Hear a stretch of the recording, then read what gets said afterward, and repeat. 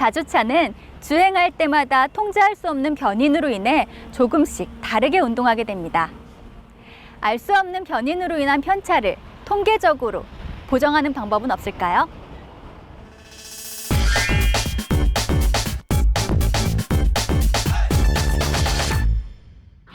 여러분 안녕하세요.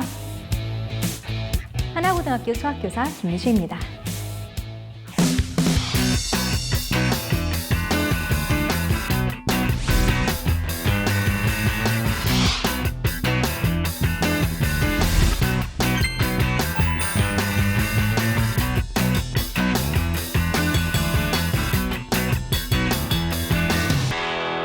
자, 7살 때의 여러분의 모습과 현재 여러분의 모습을 비교해 볼까요?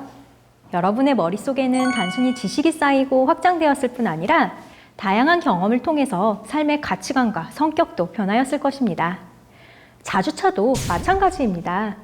자주차가 움직임에 따라 도로에 대한 정보, 제어거리에 대한 데이터 얻을 수 있겠죠. 이 데이터를 적절히 자주차의 프로그램에 학습시키면 자주차는 점점 똑똑해질 수 있을 것입니다. 이번 강에서는 수학과 통계를 활용하여 자주차를 좀 더 똑똑하게 만드는 방법을 알아보도록 하겠습니다. 지난 강에서 우리는 행렬과 변환을 통하여 자주차에 달린 카메라가 보낸 도로의 모양을 수직 방향으로 보았을 때의 모양으로 바꾸는 과정을 살펴보았습니다. 이렇게 정교한 도로의 모양을 얻었는데 이를 자주차에 어떻게 학습시키는 것이 좋을까요? 곡선 도로에서 자주차의 타이어는 어느 정도로 회전해야 할까요? 도로가 어느 정도 휘어져 있는지에 따라 타이어가 회전하는 정도가 달라질 것입니다. 지표면 위의 점 x, z에 대하여 도로의 왼쪽 경계와 오른쪽 경계를 z는 ax제곱 더하기 bx 더하기 c와 같이 이차함수의 형태로 나타내면 우리는 미분과 곡률 공식을 활용하여 곡선의 곡률을 계산할 수 있게 됩니다. 곡률이란 곡선이 휜 정도를 나타내는 지표를 의미합니다. 지표면 위에 점의 좌표로 얻어진 점을 xi, zi라 합시다. i는 1부터 n까지 움직인다고 해볼게요. 즉, n개의 점을 얻었다고 생각을 하는 거죠. 자, zi에 모자를 씌워서 zi 햇을 axi 제곱 더하기 bxi 더하기 c라고 한다면 모자가 없는 zi는 좌표 변환을 통해 얻은 실제 도로의 한 좌표값이고 zi 햇이라고 부를게요. zi 햇은 이차함수의 식에 의하여 예측할 수 있는 도로의 한 좌표값입니다. 두 값의 차가 적을수록 우리가 구하는 이차함수식이 도로를 더 정확하게 나타낼 수 있겠죠? 두 값의 차를 나타내는 것은 절대값 zi 빼기 zi 햇이겠지만 이들의 합을 최소로 만드는 ABC의 값을 구하는 것이 수학적으로 다소 복잡합니다. 대신에 두 값의 차의 제곱의 합인 시그마 i는 1부터 n까지 zi 빼기 zi 햇의 제곱을 최소화하도록 하는 ABC를 구하는 것은 상대적으로 쉽습니다. 미분을 활용할 수 있기 때문이죠. 절대값 함수는 미분이 어렵지만 이차함수는 미분이 쉬우니까요. 이렇게 ABC의 값을 구하면 AXI 제곱 더하기 BXI 더하기 C가 도로의 경계를 나타내는 최적의 이차함수 곡선이 될 것입니다. 또한 자주차의 움직임을 많이 하여서 더 많은 좌표의 데이터를 얻을수록 더 정확한 이차함수의 식을 얻을 수 있을 것입니다. 이차함수의 식을 얻었다면 다음과 같이 x에 대한 z의 도함수와 이계도함수로 계산되는 곡률 함수를 통하여 각 점에서의 곡선의 곡률을 계산할 수 있습니다. 곡률이 무엇인지 잠시 살펴볼까요? 곡률은 곡선이 구분 정도를 나타냅니다. 이를 시각적으로 표현하자면 접촉원이라는 것을 활용할 수 있습니다. 곡선 C 위의 점 P에서 곡선 C에 접하는 접촉원의 반지름 R이 곡률 반지름이고 R의 역수인 R분의 1이 곡률입니다. 그렇다면 곡선이 많이 휠수록 접촉원의 반지름은 작아지고 그 역수인 곡률은 커지게 되겠죠?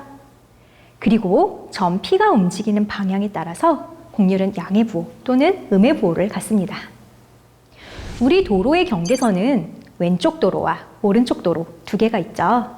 도로의 왼쪽 경계와 오른쪽 경계의 곡률 함수를 각각 구한 후에 두 곡률의 평균 값을 구할 수 있습니다.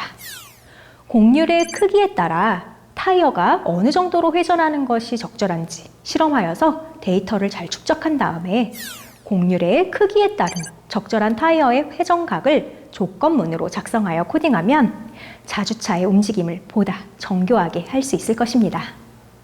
이제 통계를 활용해서 자주차의 장애물 인식을 예측하는 방법을 살펴봅시다. 라이다가 장애물을 인식하면 장애물까지 거리에 대한 센서의 데이터를 전송합니다. 라이다 데이터는 다음과 같이 밀리미터 단위의 정수값이면서 인식 범위를 넘어갈 때에는 0을 보내줍니다. 자주차가 정지한 상태에서 값을 확인하면 매번 다른 값들이 들어오는데요. 이는 센서의 오차라고 할 수 있습니다. 특정 오차는 남은 배터리량, 실습 장소의 온도, 탐지 물체의 색상 등 여러 가지 요인에 의해서 영향을 받을 수 있습니다. 또한 강한 햇빛이 드는 등의 적외선이 많은 환경에서는 오차가 좀 더 발생할 수 있습니다. 자주차의 센서에 대해서 좀 더 이해해 볼까요? 자주차의 센서는 최대 2m까지 물체를 탐지할 수 있고 시야의 범위인 Field of View는 25도입니다. 자주차의 센서가 직선으로만 보는 것이 아니라 25도의 시야각을 갖기 때문에 그림과 같이 장애물에 벽면이 감지되어서 데이터가 들어오는 것을 확인할 수 있습니다. 따라서 라이다 센서를 활용하여 보행자를 인식하려면 어느 정도 거리에서 보행자가 자주차의 시야에 들어오는지 생각을 해보아야 합니다. 감지 범위를 너무 짧게 잡으면 인식이 잘 되지 않을 수 있고요. 너무 길게 잡으면 원하지 않는 장애물을 인식하여서 주행 중 자주차가 멈출 수 있기 때문입니다. 트랙의 도로 폭이 약 35cm이고 자주차의 폭이 약 15cm라고 할 때 앞서가는 자주차는 34cm 이내의 거리에서 시야에 완전히 들어오게 되면서 약 79cm 거리에서는 도로 위 모든 물체가 감지된다고 볼 수 있습니다. 그 이유가 무엇인지 생각해 볼까요? 그 답은 삼각비에서 찾을 수 있겠는데요. 시야에 완전히 들어오도록 하려면 그 거리를 x라고 했을 때 물체의 폭이 자주차의 폭과 같은 15cm여야 되기 때문에 탄젠트 12.5도와 x를 곱해서 7.5가 된다라는 방정식을 얻을 수 있습니다.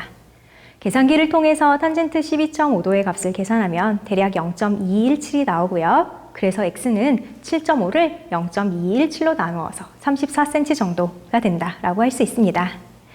이제 도로의 모든 물체를 감지하기 위한 거리를 x라고 해서 방정식을 세워보면요. 물체의 폭이 도로의 폭과 같은 35cm여야 되기 때문에 탄젠트 12.5도와 x를 곱해서 17.5가 된다라는 방정식을 풀어서 마찬가지로 17.5를 0.217로 나누어 79cm 정도의 값을 얻을 수 있습니다. 참고로 거리 센서의 레이저 빔은 사람의 눈으로 보이지는 않지만 카메라로는 확인할 수 있습니다. 이는 거리 센서의 레이저가 자주차의 전방에 위치한 장애물에 맞았을 때 자주차의 카메라를 통해 들어온 이미지에서도 나타날 수 있다는 것을 의미합니다. 자주차를 성공적으로 주행하기 위해서는 이러한 센서의 특징과 한계를 잘 이해하고 있어야 합니다. 굉장히 변수가 많죠. 따라서 최적의 감지 범위를 정하기 위하여 우리는 실내 구간의 개념의 도입을 고려할 수 있습니다. 즉, 통계적 절차를 활용하여 자주차의 운동을 예측하는 것이죠. 실내 구간을 이해하기 위해서는 확률 변수라는 것의 개념을 알아야 합니다. 어느 시행에서 표본 공간의 각 원소에 하나의 실수값이 대응하는 함수 x를 확률 변수라고 합니다. 자주차의 센서가 일정 거리의 물체를 감지했을 때 센서로 전송되는 값을 확률 변수 x라고 해보겠습니다. 이때 x의 평균, 분산, 표준 편차를 각각 모평균, 모분산, 모표준 편차라고 하며 이것을 기호로 각각 m, 시그마 제곱, 시그마로 나타냅시다. 자주차를 n번 운행하여 얻은 센서로 전송된 물체와의 거리에 대한 데이터를 x1, x2, xn 이렇게 했을 때 이들의 평균, 분산, 표준 편차를 각각 표본 평균, 표본 분산, 표본 표준 편차라고 하며 이것을 기호로 각각 x바, s제곱, s와 같이 나타냅시다. 모평균이 m이고 모표준 편차가 시그마인 모집단에서 이미 추출한 크기가 n인 표본의 표본 평균 x바에 대하여 x바의 평균은 모평균과 같은 m, 분산은 모평균의 제곱을 n으로 나눈 것, 표준 편차는 루트 m분의 시그마 제곱, 즉 분산의 루트를 씌운 것이 됩니다. 표본 평균들의 평균은 원래의 모평균과 같고 표본의 크기가 클수록 평균 값들끼리 비슷해지겠죠. 그래서 평균들의 분산은 표본의 크기인 n에 반비례한다 라고 이해하시면 되겠습니다. 평균이 m이고 분산이 시그마 제곱인 정규분포를 따르는 모집단에서 이미 추출한 크기가 n인 표본의 표본 평균을 x바라고 했을 때요. 이 x바도 확률 변수가 되면서요. 정규분포를 따릅니다. 이때 앞에서 언급한 것처럼 평균은 m, 분산은 m분의 시그마 제곱이 되겠죠. 또한 집단의 분포가 정규분포가 아니었을 때도 n이 충분히 크다면 x바는 근사적으로 정규분포를 따른다라는 것이 알려져 있습니다. 이를 중심극한 정리라고 합니다. 표본 평균 x바를 이용하여 모평균을 추정하는 방법을 알아봅시다. 평균이 m이고 분산이 시그마 제곱인 정규분포를 따르는 모집단에서 크기가 n인 표본을 이미 추출하였을 때 표본 평균 x바는 평균이 m, 표준 편차가 루트 m분의 시그마를 따른다고 하였죠. 따라서 x바에서 m을 뺀 것을 루트 m분의 시그마로 나누어 표준화한 확률 변수 z는 평균이 0이고 표준 편차가 1인 정규분포를 따릅니다. 그런데 표준 정규분포에서 z가 마이너스 1.96 이상 1.96 이하일 확률이 0.95가 돼요. 이 식에서 z를 루트 m분의 시그마분의 x바 빼기 m으로 바꾸어 정리한다면 x바 빼기 1.96 곱하기 루트 m분의 시그마와 x바 더하기 1.96 곱하기 루트 m분의 시그마가 m을 포함할 확률이 0.95라는 식을 얻을 수 있습니다. 자, 이렇게 얻어진 구간 x바 빼기 1.96 곱하기 루트 m분의 시그마부터 x바 더하기 1.96 곱하기 루트 m분의 시그마를 모평균 m의 신뢰도 95%의 신뢰 구간이라고 합니다. 예를 들어 라이다에서 전송받은 데이터가 다음과 같이 32개가 있을 때 모평균 m의 신뢰도 95%의 신뢰 구간을 구해볼까요? 먼저 표본 평균과 표본 표준 편차를 구하면 표본 평균 x바는 132.97, 표본 표준 편차 s는 1.4 정도가 나옵니다. 따라서 신뢰도 95%의 신뢰 구간은 132.97에서 빼기 1.96 곱하기 루트 32분의 1.4 그리고 132.97에 더하기 1.96 곱하기 루트 32분의 1.4를 해서 132.48부터 133.46 정도까지 나오게 됩니다. 자, 이때 만약 자주차와 장애물의 실제 거리가 132였다면 실제 거리와 센서 데이터의 오차가 신뢰도 95%에서 0.48에서 1.46 정도까지임을 알 수 있습니다. 이를 감안하여 자주차가 장애물을 인식했을 때 적정 거리에서 제동할 수 있도록 프로그래밍을 하면 좋을 것입니다. 신뢰 구간은 고등학교 수준에서의 비교적 간단한 통계적 추정이라고 할 수 있습니다.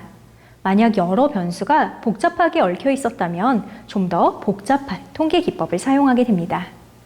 이때 많은 데이터를 얻을 수 있다면 우리는 머신러닝의 기법을 이용하여 자주차를 좀 더 똑똑하게 만들 수 있습니다. 머신러닝이란 컴퓨터에 데이터를 학습시켜서 명시적으로 정의되지 않았던 패턴을 정형화된 결과로 만들어내는 것이라 할 수 있습니다.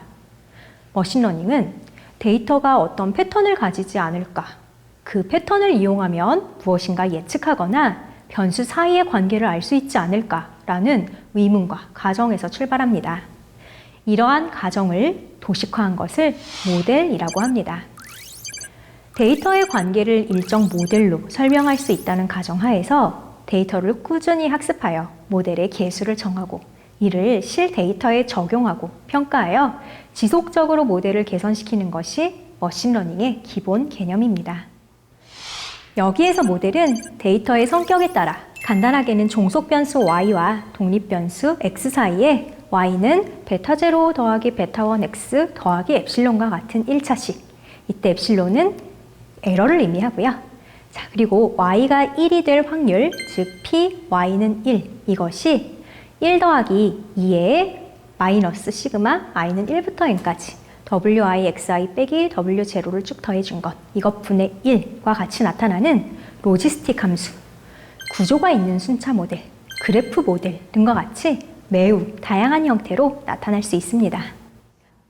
우리가 앞에서 살펴보았던 도로의 경계선을 2차 함수로 추정하는 것도 다량의 데이터를 얻고 개수를 정해나가는 과정을 알고리즘으로 작성한 후 프로그램한다면 머신러닝으로 발전시킬 수도 있습니다.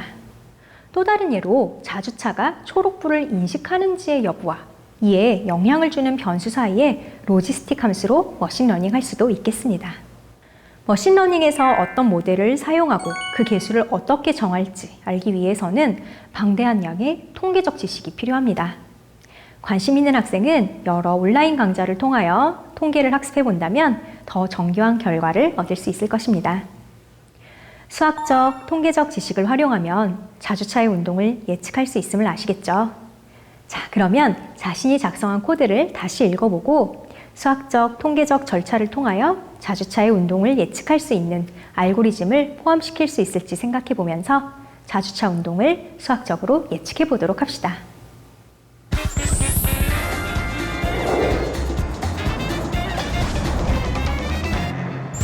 같은 모형을 같은 트랙에서 작동하는데 주행할 때마다 다르게 운동합니다. 자주차 개발 시 통계적 추론이 필요한 까닭입니다.